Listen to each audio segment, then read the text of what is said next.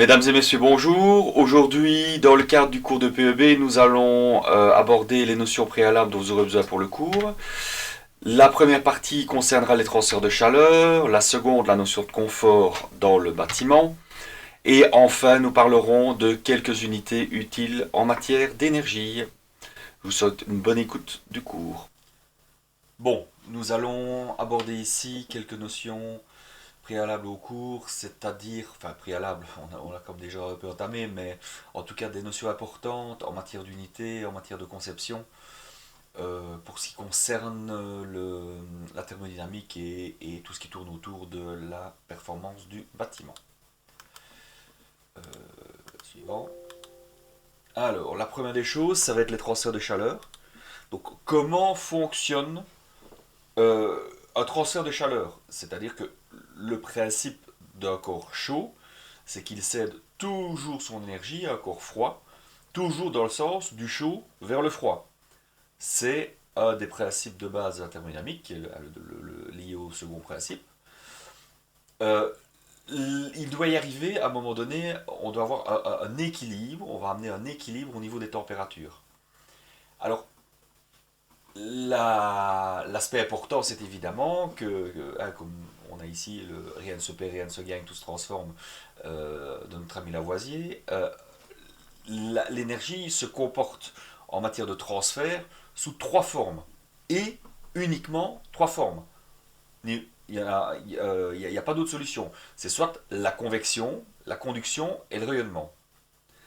Pour la PEB, on va voir que les trois interviennent à des degrés d'importance évidemment variables.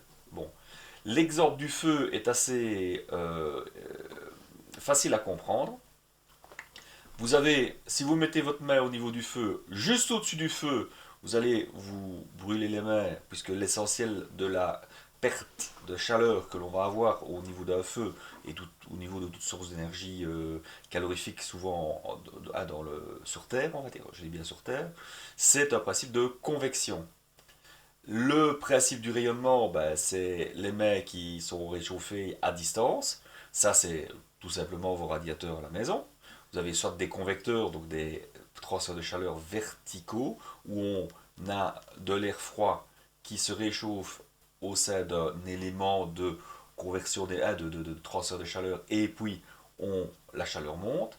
Le rayonnement, ben, on a beau être à 3, à 4, à 5 mètres, on ressent l'effet de rayonnement du radiateur, ou ici en l'occurrence du feu. Et l'effet de conduction, bah, c'est le tisonnier que chauffé à blanc vous allez mettre, que vous allez mettre dans le feu, que vous allez sortir et vous allez brûler les paluches si vous n'avez pas un gant de protection comme la personne le suggère ici. Donc là évidemment, c'est les trois seuls types d'énergie que vous allez rencontrer.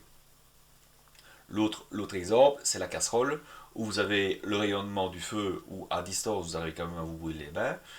Le principe de convection, où là vous avez le transfert de chaleur interne à l'élément, et le principe de conduction euh, lié au fait que vous avez votre manche qui va chauffer avec le temps. Alors, le processus de rayonnement le plus utile pour nous, c'est le rayonnement solaire, évidemment.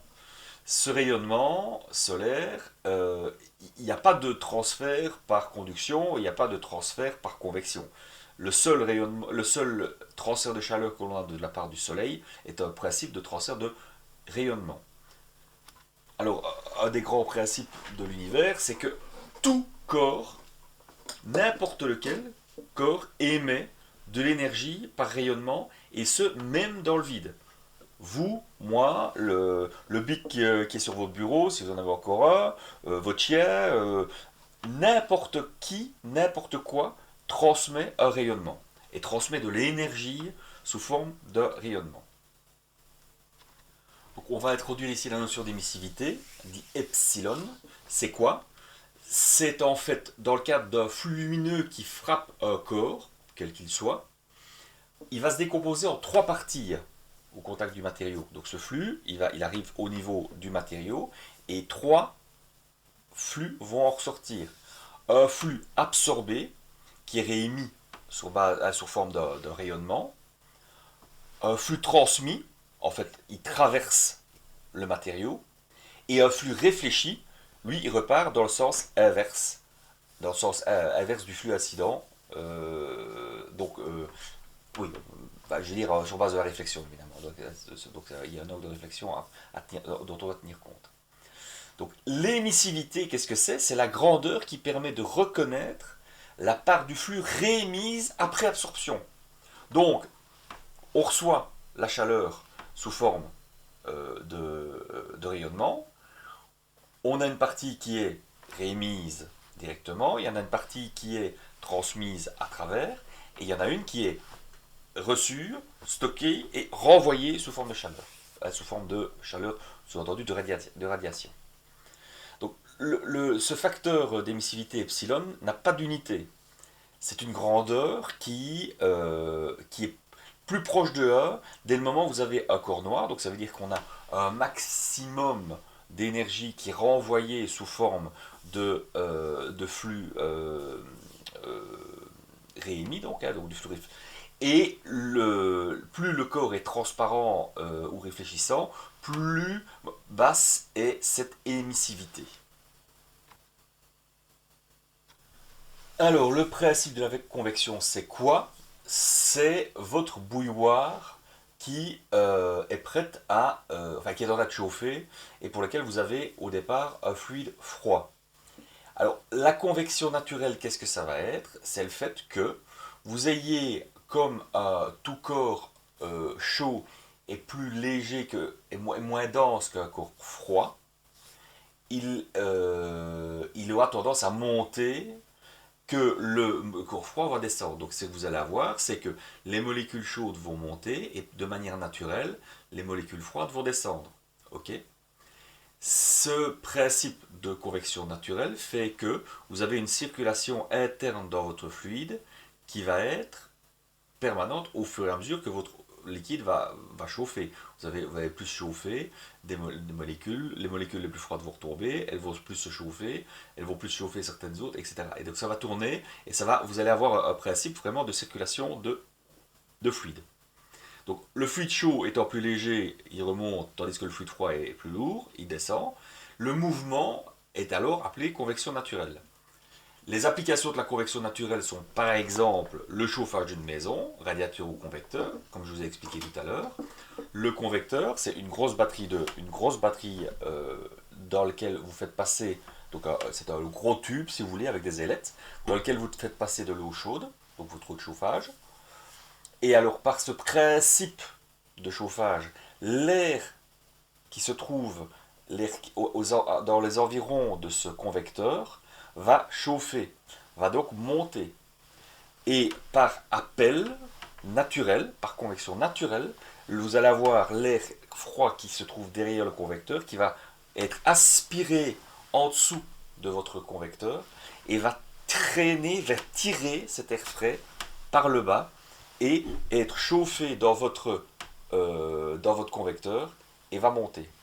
Pour votre radiateur, c'est la même chose. Vous avez vos deux plaques, vous avez l'air entre les deux plaques qui est chaud, il va tirer par effet de cheminée l'air chaud, et l'air frais qui se trouve derrière la paroi, lui va descendre et va repasser en dessous, va passer dans le radiateur. Alors, un autre exemple de convection, c'est tout simplement les vents. C'est un transfert de chaleur entre de l'air chaud et de l'air froid, et alors vous allez avoir naturellement du vent qui va se créer. L'autre effet, c'est les courants océaniques, c'est la même chose, courant chaud, courant froid. Le courant froid va passer au-dessus du courant chaud et va créer des mouvements qui vont de proche en proche se faire déplacer les courants. Et alors enfin, l'application autre, c'est le mode qu'on appelle forcé. Donc là, c'est un déplacement d'air qui va en même temps emmener cette chaleur avec elle. Je vais dire, les molécules les plus chaudes vont être emmenées et remplacées par des molécules plus froides qui vont être chauffées, elles, par la source, qui se trouve dans notre exemple ici, et qui va chauffer les molécules suivantes. Les deux exemples les plus simples, c'est d'abord avant tout ce qu'on appelle un ventiloconvecteur. C'est quoi? C'est la même chose qu'un convecteur, donc c'est une grosse batterie, mais en plus, on va avoir une marche forcée, c'est-à-dire qu'on va mettre un ventilateur qui va tirer l'air, non pas de manière naturelle, mais de manière forcée. Il va tourner, il va tirer l'air à travers les ailettes, et il va chauffer, cet air va être chauffé à travers votre système de convecteur, et va chauffer l'air et va être emmené plus loin. Ça va permettre d'envoyer ce flux d'air plus loin que le principe de convection naturelle. Vous avez cet air qui va rester localisé, on va dire. Et alors, le dernier exemple, le plus con, c'est votre soupe qui est bouillante, vous soufflez légèrement dessus et vous allez faire partir les molécules les plus chaudes en surface et les remplacer par des molécules d'air plus frais qui sont que vous allez souffler. Donc le coefficient de convection thermique, symbolisé par la lettre H, et dont l'unité est le watt par mètre carré Kelvin. Qu'est-ce que c'est? Il faut savoir que dans tout fluide, et ça on l'a déjà dit tout à l'heure, l'air par exemple, euh, ce fluide a une propriété dont la masse volumique va évoluer avec la température et la pression. Merci nos amis Gay-Lussac. Et surtout Boyle-Mariotte. Donc ce fluide qui, donc admettons, fasse 40 degrés, bah, il est plus léger que l'air à 10 degrés. Le meilleur exemple, évidemment, c'est la montgolfière, où vous remplissez un ballon d'air chaud et il va monter. Il est donc plus léger. Le fluide en contact avec la surface chaude ou froide va ainsi tendre respectivement à monter ou à descendre le long de la paroi, en engendrant des courants de convection dans le volume d'air. Donc vous allez avoir comme ici sur le dessin, votre air qui va monter et descendre le long de la paroi, en fonction qu'il sera chaud ou qu'il sera froid. Ces convections entraînent des transports de chaleur et, le cas échéant, de transfert d'humidité et des mouvements de particules en suspension dans l'air. Effectivement, si vous mettez votre nez au-dessus de votre écran, enfin, c'était valable avant avec les vieux écrans d'ordinateur, les écrans cathodiques, vous mettez votre nez au-dessus, vous allez avoir les odeurs qui vont ressortir de votre écran. Pareil, lorsque vous mettez votre nez au-dessus de votre poêle à frire quand vous avez mis un super bon steak dedans, vous en sentez directement les effets euh, de, euh, de la loi de Maillard avec le fait des conversions des protéines, enfin de la caramélisation des protéines, et qui va dégager ces odeurs assez agréables. Donc ce principe de convection d'air chaud va également risquer de transmettre des problèmes d'humidité ou des poussières. Donc vous allez avoir un déplacement qui va à plus ou moins court ou long terme pouvoir être ressenti de manière significative à l'intérieur ou à l'extérieur du bâtiment, et ce, de manière négative ou positive, en fonction de ce qu'on va transférer. En général, dans le cadre du bâtiment, c'est plutôt négatif, évidemment, d'avoir des transferts d'humidité et des transferts d'odeur. Euh, Ce coefficient de convection thermique est un paramètre qui est important dans le cadre de l'utilisation de certains logiciels de simulation informatique, dans le cadre d'études dynamiques d'un bâtiment. Il peut y avoir une importance relativement significative pour les systèmes de chauffage, évaporation, séchage convectif, ou encore en matière de gestion d'économie d'énergie. Ce coefficient peut être inversé, c'est-à-dire que lorsqu'on en prend l'inverse, c'est-à-dire 1 sur H, on va obtenir ce qu'on appelle la résistance thermique d'échange de surface. C'est ce qu'on voyait sur le DIA ici, le RSI ou le RSE, qui sont donc les résistances d'échange, résistance thermique d'échange de surface intérieure ou extérieure. Ça s'exprime en watts, pardon, en mètres carrés Kelvin par watt à ce moment-là. Okay. Voyons maintenant le principe de la conduction. La conduction, c'est quoi? C'est la transmission d'énergie entre particules juxtaposées. Donc, votre élément métallique, vous le chauffez d'un bout sur un côté, vous le tenez de l'autre côté, et puis par ce principe de conduction, à un moment donné, vous allez faire aïe, vous allez devoir le lâcher. On est d'accord, ça vous connaissez tous, vous avez tous mis votre main brûlante, votre main sur une poêle brûlante. Elle est provoquée en fait par quoi? Par la différence de température entre deux ambiances sans déplacement de matière. C'est simplement une molécule excitée et chauffée qui chauffe celle d'à côté, qui chauffe celle d'à côté, qui chauffe celle d'à côté, qui chauffe celle d'à côté.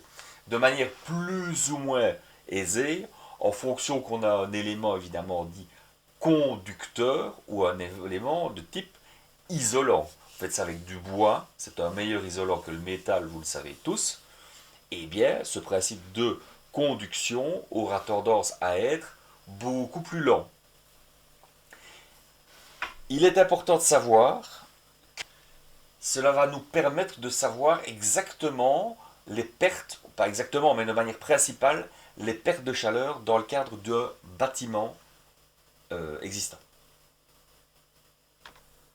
Alors, deuxième coefficient très important, encore plus important que le premier à mon sens, c'est le coefficient de conductivité thermique, dit lambda. Ce fameux lambda, c'est le coefficient donc, de conductivité. Il s'exprime en quoi? En watts par mètre Kelvin, et non mètre carré. Donc, si on reprend le coefficient de convection tout à l'heure, il est en watts par mètre carré Kelvin. Celui-là, il dépend donc de la surface en contact avec ce principe de convection. Dans le cadre de la conductivité thermique, là, qu'est-ce que ça va être? Non pas la surface qui intervient, mais l'épaisseur. C'est pour ça que ça se fait en watts par mètre Kelvin. Donc, important, pour la convection, c'est la surface qui est importante. Pour la conductivité, c'est l'épaisseur de l'élément à travers lequel la chaleur va passer qui va être importante. Alors, ce coefficient, plus il est bas, plus l'élément sera isolant. Plus il est élevé, plus l'élément sera conducteur. Donc effectivement, ça ne paraît pas illogique. Ce lambda, si vous avez un élément qui fait 1 watt par mètre Kelvin et un élément qui fait 2 watts par mètre Kelvin, à épaisseur équivalente, vous perdrez, si vous avez 1 mètre de cet isolant, vous perdrez 1 watt dans le cadre du premier, par Kelvin, sous-entendu, et dans le cadre du deuxième, vous en perdrez 2. Donc c'est pas trop compliqué à comprendre, je pense. Plus le lambda sera faible, meilleur sera l'isolant. Alors c'est une notion importante. On va le voir plus en détail, évidemment, dans la suite du cours, mais c'est dans le cadre des matériaux isolants, c'est le facteur que vous allez retrouver dans toutes les fiches techniques. Il est systématiquement stipulé. Donc, comme on a vu, c'est que le principe de transfert de chaleur se fait sur base des trois principes, la conduction, la convection et le rayonnement.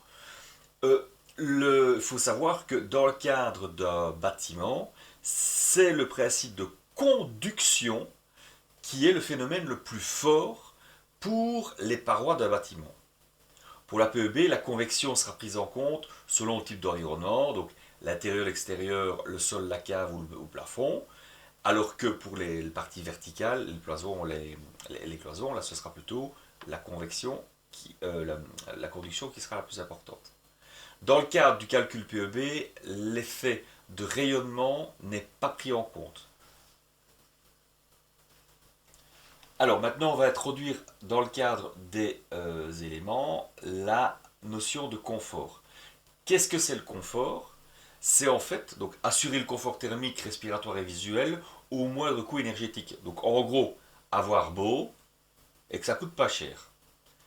Attention, sous-entendu, le coût évidemment, c'est tant en énergie qu'en prix de l'énergie évidemment.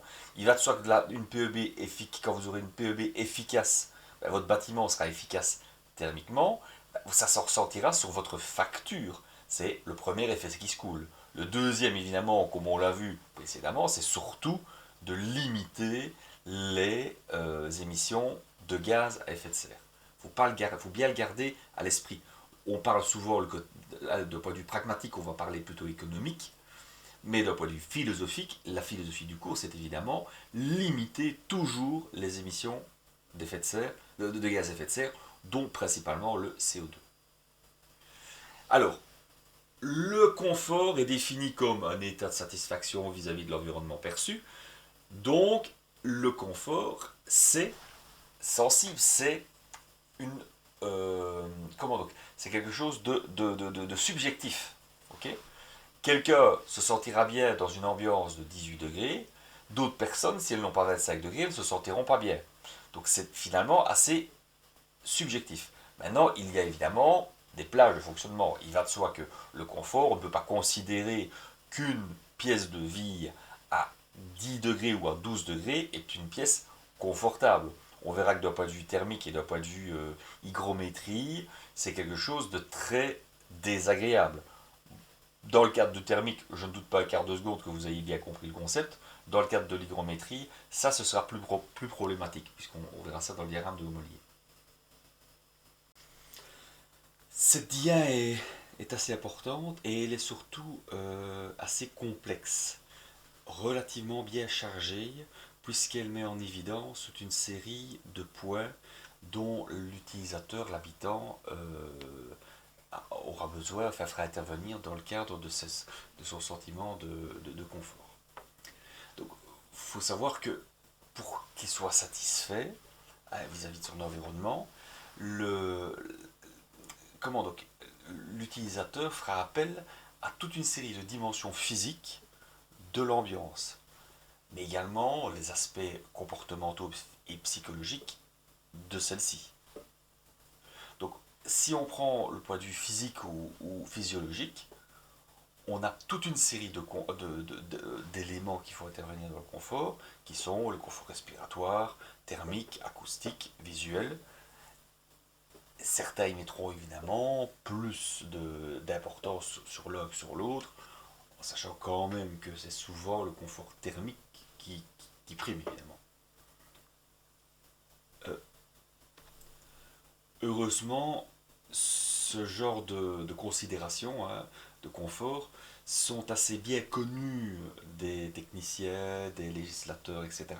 Et donc on a mis en place toute une série de normes pour tous ces facteurs-là, et ils sont définis en général par des facteurs de seuil minimum et maximum pour les grandeurs physiques concernées. Donc l'éclairement, la puissance acoustique, la température, l'aspect, enfin tous les aspects, je vais dire, qui peuvent être gênants physiologiquement parlant. À noter que ces grandeurs ne sont pas nécessairement absolues. Ça, c'est important. Elles peuvent évidemment varier avec le temps, puisque en été ou en hiver, suivant que l'on est dans un moment de l'année ou un autre, eh bien, notre corps évidemment va s'adapter d'un point de vue physiologique, puisque le rythme cardiaque va augmenter ou il va diminuer en fonction du moment de l'année. Et en été, par exemple, les problèmes de température seront souvent réglés ou en partie réglés par notre transpiration. Au niveau comportemental, là par contre, le comportemental qui est ici est évidemment est légèrement différent. Le niveau comportemental, lui, il est représenté par la capacité de l'occupant, de l'utilisateur, à s'adapter à l'utilisation du bâtiment, quoi. les conditions intérieures et les attentes sont variables dans le temps. On accueillera plus favorablement un courant d'air en été qu'en hiver ou qu'à la mi-saison, évidemment. C'est important que l'occupant puisse avoir un rayon d'action, une capacité à gérer les organes de contrôle du système et également à gérer son activité et à gérer de son habillement. Il va de soi que dire qu'on a froid en hiver quand il fait 20 degrés dans son bâtiment mais qu'on se balade au t-shirt, forcément, un petit peu, c'est pas inenvisageable. Au niveau psychologique, c'est surtout l'implication et la motivation de l'opérateur, de l'utilisateur, de l'habitant, elle est mise en avant quand on parle d'énergie. Il ne suffit pas qu'il ait la capacité de contrôler son environnement. Si ses besoins physiologiques le demandent, il faut qu'il ait conscience de cette capacité. L'implication fait donc intervenir la compréhension du fonctionnement du bâtiment, la capacité d'anticiper les conséquences de ses actions sur l'ambiance et une compréhension du lien entre ses actions et leur impact énergétique. Par exemple, une personne avec une conscience environnementale élevée acceptera plus facilement une température relativement basse si elle sait qu'elle contribue par là à des économies d'énergie fossile. Plus le confort est subjectif, si plusieurs personnes se trouvent dans les mêmes conditions, elles n'auront pas forcément toutes la même sensation de confort, évidemment.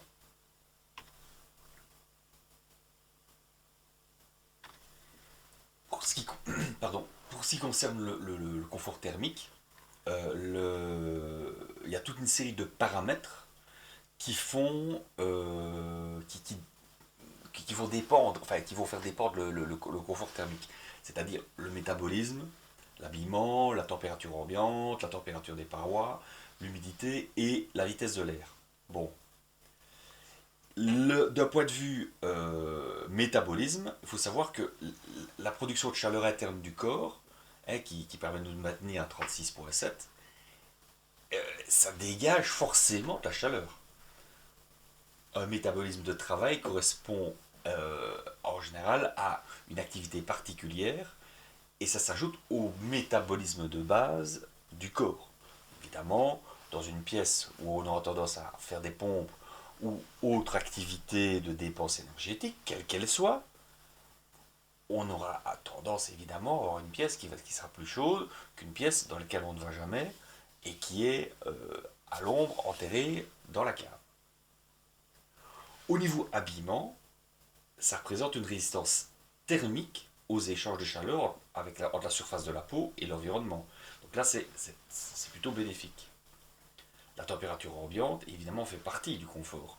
Comme j'ai dit tout à l'heure, une personne n'est pas l'autre, mais on considère qu'entre 18 et 25 degrés, c'est une température de confort acceptable. La température moyenne des parois, on va voir plus loin à quoi ça correspond, mais en gros, c'est un facteur également important. L'humidité de l'air, forcément, dans un air moite et humide, on a toujours une impression plus de cru, de froid, etc. Ce qui n'est pas le cas, évidemment, pour une pièce beaucoup plus sèche. Il ne faut pas qu'elle soit trop sèche non plus, d'ailleurs. L'humidité relative de confort, en général, est considérée entre 40 et 60%. Et enfin, la vitesse de l'air. Il est clair que dans une pièce dans laquelle on a en permanence un courant d'air, même s'il y fait 20 degrés, on aura une sensation plus désagréable et de moins de confort de chaleur que dans une pièce dans laquelle l'air est plus stagnant, ou en tout cas circule moins vite. On considère que en dessous de 0,2 mètres par seconde, on n'est pas gêné par un déplacement d'air. Donc, quand je dis 0,2 mètres par seconde, c'est évidemment pour l'air ambiant. Donc, pour ce qui concerne la diffusion de chaleur vers l'ambiance, il faut savoir que plus de 50% de la perte de chaleur du corps humain se fait par convection avec l'air ambiant. Les échanges par rayonnement à la surface de la peau ne représentent eux que 35%, ce qui en soi n'est déjà pas mal du tout. Et le corps enfin perd à peu près 6% de son énergie rien que pour la chaleur dont il va avoir besoin pour chauffer la nourriture ingérée et la traiter, je veux dire. Donc autrement dit, la digérer. Il est quand même à constater que 35% d'énergie pour la sensibilité aux échanges par rayonnement peut paraître importante. Ça vient du fait que nous sommes très sensibles à ce genre de variations. Et c'est ce qui explique notamment, par exemple, un certain inconfort dans les pièces dont la température des parois est froide. Exemple, une, une église dans laquelle on mettra des aérothermes. Eh bien, des aérothermes, donc ce sont ces grosses caisses avec des gros ventilateurs et des gros radiateurs qui vont chauffer et qui vont pulser de l'air. Malgré la température d'ambiance qui sera peut-être entre guillemets dans une gamme confortable, il y aura un inconfort malgré tout qui apparaîtra simplement par le côté froid des murs de l'église. Alors la température résultante sèche ou température de confort ressenti ou température opérative, ce sont des synonymes, c'est une température moyenne en fait. C'est une moyenne entre quoi et quoi? Entre la température ambiante, donc la température mesurée par un thermomètre ordinaire dans la pièce, et la température moyenne des parois. Celle-ci influence les échanges thermiques par rayonnement. Comme on l'a vu précédemment, on y est sensible. La répartition des températures sur une paroi est un phénomène complexe, mais on admet qu'une température de paroi est égale à la moyenne des températures de parois environnantes pondérées par leur surface. Qu'est-ce que ça veut dire? C'est qu'on prend la température sur 10 points répartis sur toute la dalle, on les additionne et puis on divise par 10. On obtient donc une température, ici en l'occurrence sur cette paroi à sensation froide à 12 degrés, et une paroi à température à sensation de confort à 16 degrés. Si on fait la température ressentie, vous allez avoir ici, par rapport à cette paroi-là, vous aurez une température ressentie de l'ordre de 16 degrés, puisque vous allez avoir 20 degrés d'air, 12 degrés, 20 plus 12, 32, divisé par 2, 16. Et de l'autre côté, vous allez avoir 20 plus 16, vous allez avoir 36, divisé par 2, 18 degrés. Donc par rapport à cette paroi-là, vous aurez une température ressentie sèche, résultante sèche de l'ordre de 16 degrés, de l'autre côté 12 degrés. Pardon, 18 degrés et de l'autre côté 16 degrés. Vous aurez donc plus de confort par rapport à une paroi qui sera plus chaude. Il ne faut pas qu'elle soit trop chaude non plus, évidemment, puisque cette moyenne, évidemment, est importante. La température ambiante est importante. Alors, un autre facteur important, c'est l'humidité de l'air, ou l'hygrométrie. Je vous renvoie à la vidéo que j'avais faite pour le résumé le résumé du cours et au premier cours sur l'humidité, le premier cours de deuxième année, si vous voulez plus de détails, qu'on verra donc l'année prochaine. Ce qu'il faut retenir et qui est important, c'est cette zone-ci. Okay. Qu'est-ce que vous avez? L'humidité relative, c'est quoi? C'est un rapport entre une quantité d'eau contenue dans l'air, donc dans 1 kg d'air ou 1 m3 d'air, hein, c'est là à peu près la tape, c'est la même chose à peu près. Vous allez avoir X grammes d'eau, et bien ces X grammes d'eau, vous les divisez par la quantité maximale que cet air peut contenir à la température T, et on va voir qu'elle varie en fonction de la température, et vous obtenez cette humidité relative.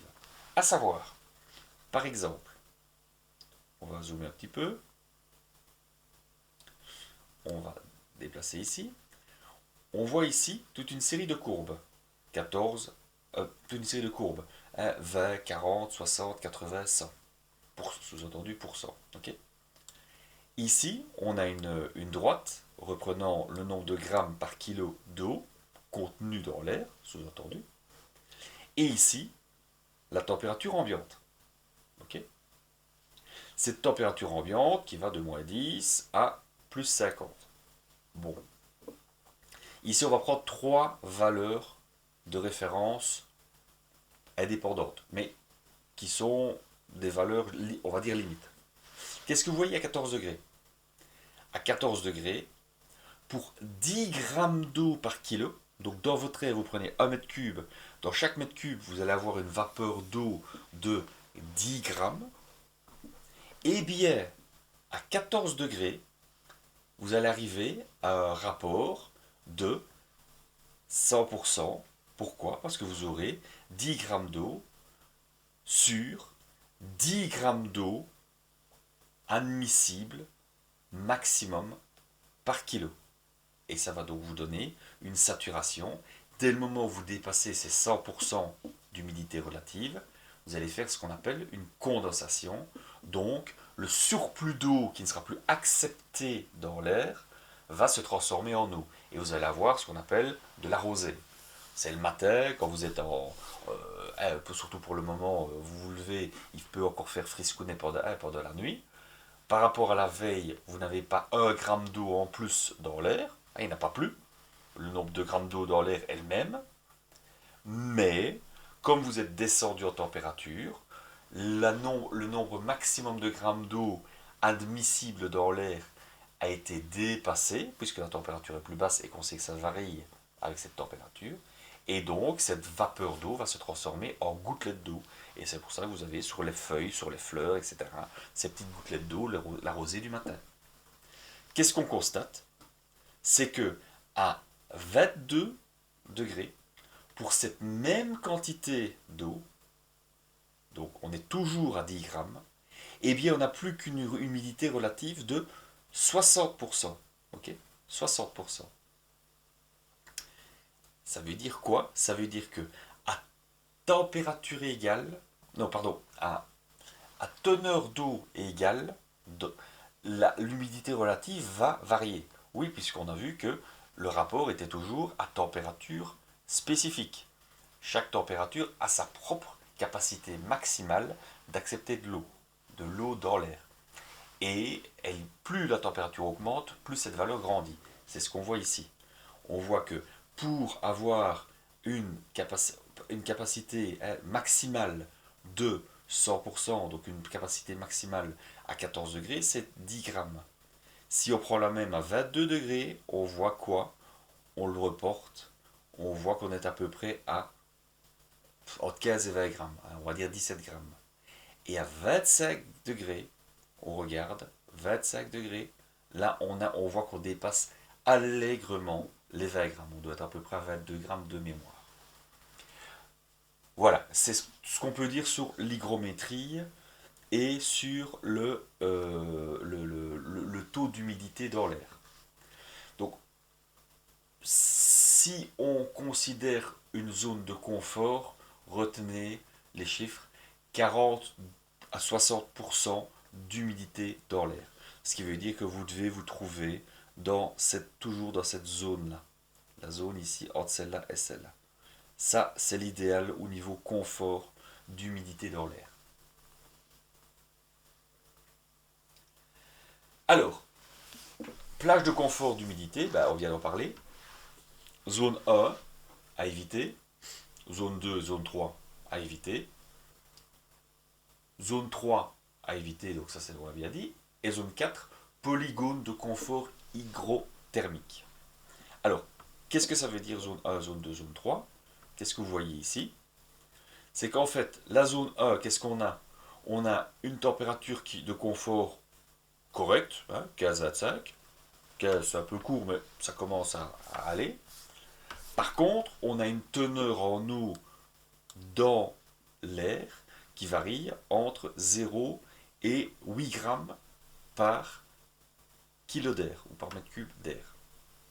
Là, d'un point de vue santé publique, c'est pas tip top. C'est un peu trop sec. Zone 2, zone 3, qu'est-ce que vous allez avoir? Ce sont des zones où vous allez avoir des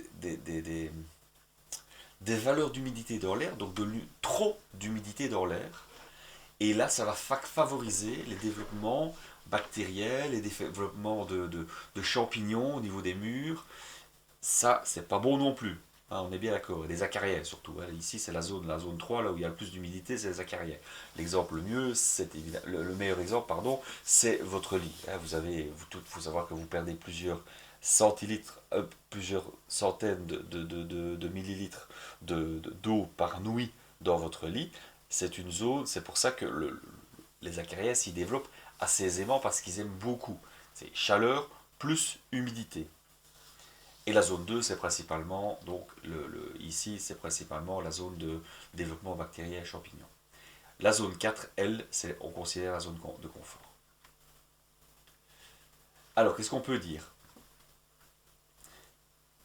C'est que le minimum et le maximum d'humidité relative, donc c'est 30 à 70%, je vous dis, moi je le ramènerais ça plutôt à 40-60. Pour la zone 4, la température est entre 16 et 26 degrés. Ce sont des températures de confort. 17, 17 c'est un minimum dans une pièce de vie. Dans ce qu'on peut encore dire, c'est que l'humidité a relativement peu d'impact sur la sensation de confort d'un individu dans un bâtiment. En effet, 40 à 60%, vu les zones de travail, vu les contenances en eau, c'est assez vaste, assez large, et on y est sensible, mais c'est pas la partie qui nous incombe le plus, qui nous amène le plus d'inconfort. L'inconfort, il n'apparaît quand? Il apparaît quand l'humidité relative est inférieure à 30% et supérieure à 70%. Donc comme j'ai dit, air sec, on se lève, on a le nez qui chatouille, c'est pas agréable. Là, on est dans une chambre pas assez humide. Et à l'inverse, quand l'air est trop humide, on a une sensation d'inconfort également, la gorge un peu serrée, etc. Attention également, paramètre important, c'est quand l'air est trop sec, on a plus d'électricité statique. C'est évidemment assez délétère quant à certains appareils. Et on a en plus pas mal d'augmentation de maladies respiratoires. Donc on va aborder maintenant quelques unités dont on aura besoin dans ce cours. La première, c'est la notion de puissance. L'unité de la puissance, comme chacun sait, c'est le watt. C'est une unité instantanée. Il n'y a pas un aspect temporel qui intervient dans l'aspect de puissance. Ok? C'est un rapport, c'est une donnée qui est ponctuelle. Ok? Il ne faut pas confondre le kilowatt et le kilowattheure. Le kilowattheure, c'est une unité d'énergie. Ok? D'ailleurs, watt-heure, kilowatt-heure. Un watt, qu'est-ce que c'est? C'est la puissance d'un système énergétique dans lequel une énergie de 1 joule est transférée uniformément pendant une seconde. Pendant une seconde, hein, c'est pas un watt par seconde, hein, c'est un watt pendant une seconde, donc c'est un watt fois seconde. Des grandeurs fréquemment utilisées sont le kilowatt, donc qui dit kilo dit 1000, et le mégawatt, qui dit mégawatt, 1 million de watts. En sachant que 2,21 gigawatts 2,21 gigawatts Mon Dieu Mais enfin, c'est quoi un gigawatt? eh bien, grands amis de Marty, ça n'existe pas. C'est une unité qui n'existe pas. Le gigawatt existe, le gigawatt, c'est dans les films. Alors, ordre de grandeur, une lampe, attention, lampe sous-entendu traditionnelle, à filament, qui normalement n'est plus en vente libre de nos jours, c'était de l'ordre de 60 watts. Maintenant, on parle plutôt de quelques watts. 5 à 10 watts étant la tape pour une ampoule. Une chaudière, c'est de l'ordre de 25 à 30 kW pour les maisons existantes d'avant les années 90. Les chaudières actuelles pour les maisons actuelles basse énergie tournent plutôt aux alentours des 6 à 8 kW. Une centrale nucléaire, on parle plutôt en centaines de mégawatts ou en gigawatts ou en parcelles de gigawatts. Ok? Ça, c'est la première chose. Alors ensuite, on a l'unité d'énergie, ou l'unité de consommation. C'est le watt-heure, donc c'est ce dont je viens de parler. C'est quoi? Ça correspond à l'énergie consommée par un appareil d'une certaine puissance, donc le watt-heure, c'est-à-dire d'une puissance de 1 watt, pendant une heure. Donc c'est 1 watt fois une heure. Le kilowattheure, donc c'est 1000 wattheures. Le mégawatt-heure, c'est 1 million de watts-heure. L'aspect instantanéité n'intervient plus ici. Là, on a un aspect temporel qui intervient. Il faut savoir que 1 joule, c'est 1 watt seconde. 3600 joules, c'est 1 watt heure, ou 3,6 kJ. Et 3,6 mégajoules, c'est 1 kWh. Il faut savoir, et ça c'est importantissime, retenez ça, 1 mètre cube de gaz, c'est égal à 1 litre de mazout, et c'est approximativement 10 kWh, soit 36 mégajoules. Calorifique, hein, de chaleur, mais ça peut être mécanique évidemment. Ici en l'occurrence on parle chaleur, puisqu'on parle PEB. Donc 1 mètre cube de gaz égale 1 litre de mazout égale 10 kWh. Approximativement, hein, c'est la tape. Pour ce qui est de la fameuse lampe de 60 watts de tout à l'heure, si on la fait fonctionner pendant une heure, ben, on va donc consommer on va utiliser 60 watts-heure si on l'utilise pendant une heure. La lampe qui va fonctionner pendant 1000 heures, et justement ces ampoules étaient calculées à un moment donné pour fonctionner 1000 heures, puis pour rendre l'âme, eh bien leur durée de vie, durant toute leur vie, elles consommaient 60 kWh. À ne pas confondre évidemment avec la puissance des panneaux solaires, puisque les panneaux solaires, les puissances qui vous sont données ne sont pas données en kilowattheure, mais puisqu'il s'agit d'une puissance en kilowatts ou en watts crête, c'est-à-dire le maximum théorique qu'un panneau solaire pourra donner. Donc là, on est vraiment dans une puissance instantanée et un maximum. C'est la puissance crête.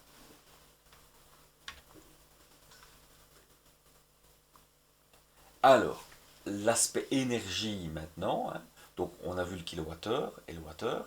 Ben, d'un point de vue purement physique, ce n'est pas une grandeur officielle le kilowattheure. La grandeur officielle pour l'énergie, c'est le joule. Alors, le joule, qu'est-ce qu'il quantifie? C'est l'énergie qu'il faut pour élever une pomme de 100 grammes d'1 mètre. Ça, c'est pour l'aspect travail, sous-entendu mécanique. Pour l'aspect calorifique, c'est l'énergie qu'il faut pour élever 1 litre d'air de 1 degré Celsius. Donc 1 gramme d'air, 1 litre d'air, et on a vu 1 mètre cube égale à peu près 1 kilo, donc 1 litre égale à peu près 1 gramme, et bien 1 joule, c'est l'élévation d'1 gramme d'air de 1 degré Celsius. Autre donnée intéressante, c'est la calorie. La calorie, c'est une autre unité, une ancienne unité qui ne fait plus partie du système international, qui n'en a jamais fait partie d'ailleurs. C'est l'ancienne méthode pour calculer l'énergie. Une calorie, c'est égal à 4,18 joules. Et à l'époque, notre ami Joule, quand il a mis au point sa méthode pour calculer l'énergie, il ne l'a pas calculé sur base de l'air, puisque c'était plus difficile à mesurer, il l'a mesuré sur l'eau. Et donc la définition de la calorie, c'est l'énergie qu'il faut pour élever la température d'un gramme d'eau de 1 degré Celsius. Donc à la place d'un litre d'air, 1 degré Celsius, 1 joule, eh bien une calorie, c'est 1 gramme d'air, 1 gramme d'eau, de 1 degré Celsius. Et ça vaut 4,18 joules. Alors pour la PEB, on va utiliser le joule pour les besoins en énergie ou les consommations d'énergie du bâtiment. Ce sera toujours le joule qui sera utilisé, pas le kilowattheure.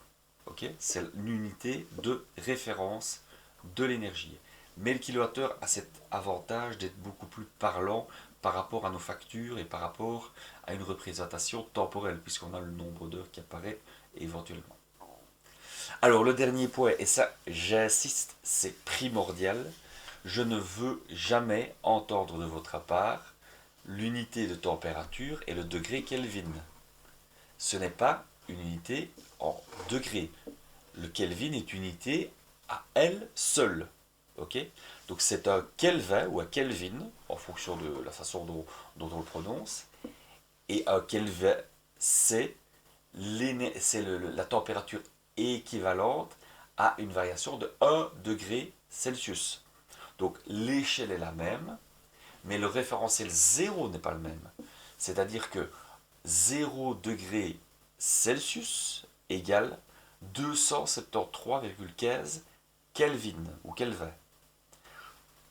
D'où le 0 Kelvin, c'est moins 273 degrés 15 Celsius. C'est ce qu'on appelle le zéro absolu, pour celui qui n'a jamais entendu parler, et c'est la température théorique la plus basse que l'on puisse trouver dans l'univers. Cette température, d'ailleurs s'appelle le zéro absolu, restera toujours inaccessible. Cette unité vient de nouveau de...